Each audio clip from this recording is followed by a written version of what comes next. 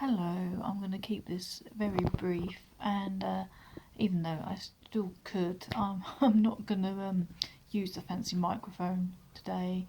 You can probably tell by the tone, colour of this video.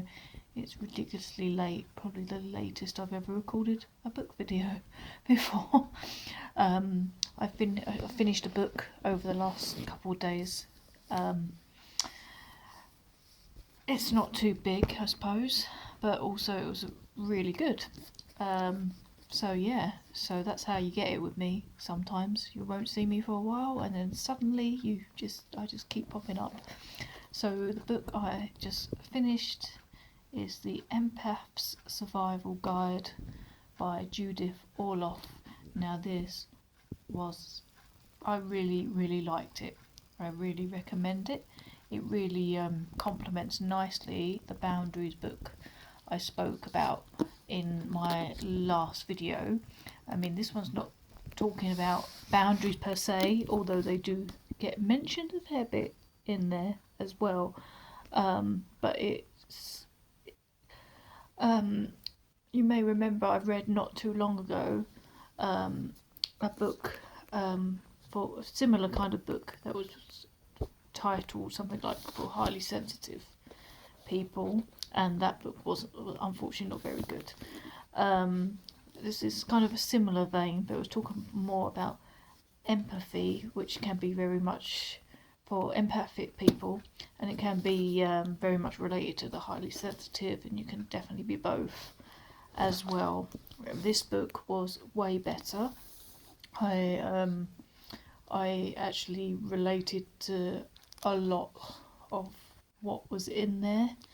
Lots of good little exercises as well. Lots of questions to figure out like what sort of empath you are, how much of an empath you are, how to deal with various energy sapping people that might be present in your life. So it kind of goes into detail what sort of people they might be. For example, narcissists, but there's also other things as well, and how you can deal with those sort of people, and how to cope with being an empath at work, as a parent. That chapter I skipped as I'm not a parent, but all things like that. So yeah, it's really good. I thought it could be, a lot that I already know, and although there is lots I do know in it, there's also lots of additional stuff in there that was really useful, because I think it's the most in-depth book I've ever read about being empathic. And what I did also liked is with this book, it had exercises through all the chapters and stuff, like little meditations and things you can try.